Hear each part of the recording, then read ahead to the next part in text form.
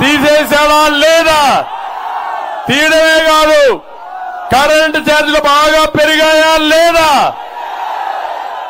నేనున్నప్పుడు 200 రూపాయల కరెంటు, ఇప్పుడెంత తమ్ముళ్ళు అని మిమ్మల్ని అడుగుతున్నా. 1000 రూపాయలు పెరిగిందా లేదా? నేనున్నప్పుడు కరెంటు కోతలున్నాయా? కరెంటు ఛార్జీలు పెరిగాయా? ఇప్పుడు కరెంటు కోతలున్నాయా లేదా? ఛార్జీలు పెరిగాయా లేదా? 9 సార్లు పెంచారా లేదా?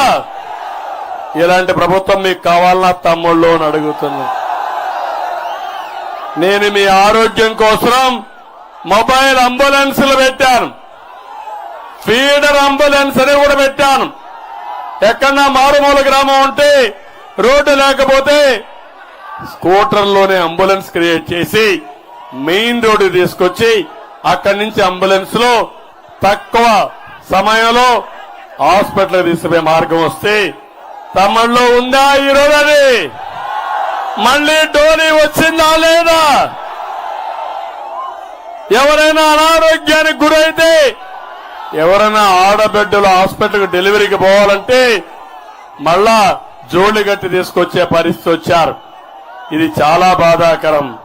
నేనున్నప్పుడు ఈ ప్రాంతంలో గిరి నెట్ తెచ్చాను, మొబైల్ టవర్లు పెట్టాను. మా తమ్ముళ్ళు కూడా టెక్నాలజీ అవైలబుల్ లో ఉండాలి, గిరిజన ప్రాంతాలకు కనెక్టివిటీ ఇవ్వాలని పెడితే తమ్ముళ్ళు అవన్నీ అవుతున్నాయా? అల్లూరి సీతారామరాజు మ్యూజియం 500 కోట్ల రూపాయలతో 7D టెక్నాలజీ తీసుకొస్తే దాన్ని కూడా రద్దు చేసే పరిస్థితికి వచ్చారు. నేనున్నప్పుడు బాక్సైట్ ఆపేశావునా కాదా? మళ్లీ తవ్వారా లేదా? ఏం చెప్పాలి? బాక్సైట్ ని లాటరైట్ ముసుగులో దోచుకున్న దొంగలు, భారతీయ సిమెంట్ కు తీసుకుపోయిన దొంగ ఈ జగన్ అని చెప్పి కూడా నేను మీకు తెలియజేస్తున్నా. తమలో అన్నింటికంటే ముఖ్యం జీవో నెంబర్ 3. ఎవరిచ్చారు జీవో నెంబర్ 3? నేనే ఇచ్చా, అవునా కాదా అని అడుగుతున్నా మిమ్మల్ని. అంటే జీవో నెంబర్ 3 ద్వారా స్థానిక ఉద్యోగాలు ఇక్కడుండే గిరిజనులకు పెట్టిన పార్టీ తెలుగుదేశం పార్టీ. ఇప్పుడు ఇస్తున్నారా మీకు?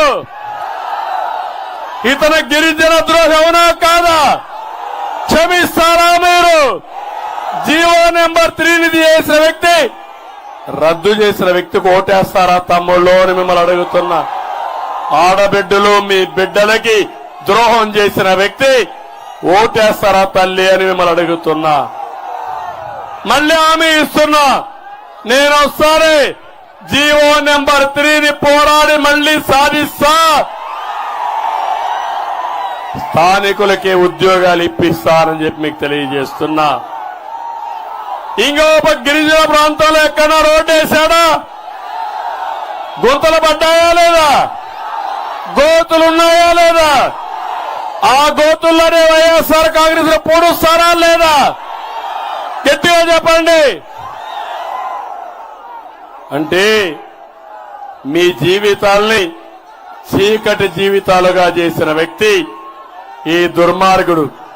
మాట్లాడితే నా గిరిజనులు అంటాడు, నా గిరిజనులు కాదు. ఇంకొక మాట మాట్లాడితే మీ బిడ్డని అంటాడు. ఇతను మీ బిడ్డ కాదు, ఈ రాష్ట్రానికి క్యాన్సర్ గడ్డ. ఏం తమ్ముళ్ళు, మీ శరీరంలో ఎక్కడన్నా క్యాన్సర్ వస్తే ఉండిస్తారా మీరు? ఆపరేషన్ చేసుకుంటారా లేదా? రాష్ట్రానికి క్యాన్సర్ తెచ్చిన క్యాన్సర్ గడ్డని వదిలిపెడతారా తమ్ముళ్ళు? పోరాడతారా లేదా? చిత్తుగా ఓడిస్తారా లేదా? మీకే కాదు, ఎస్సీలు ఉన్నారు, వాళ్ళకు 27 స్కీములు రద్దు చేశాడు.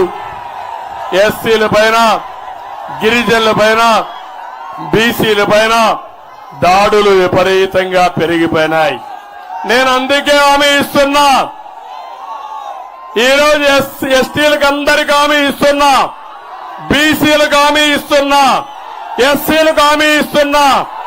50 సంవత్సరాలకే పింఛన్లు ఇచ్చే బాధ్యత మాది. మనది అదిరిపోయే ఎలక్షన్ మేనిఫెస్టో. నవరత్నాలు నవమోసాలు అయిపోయింది దాని పని.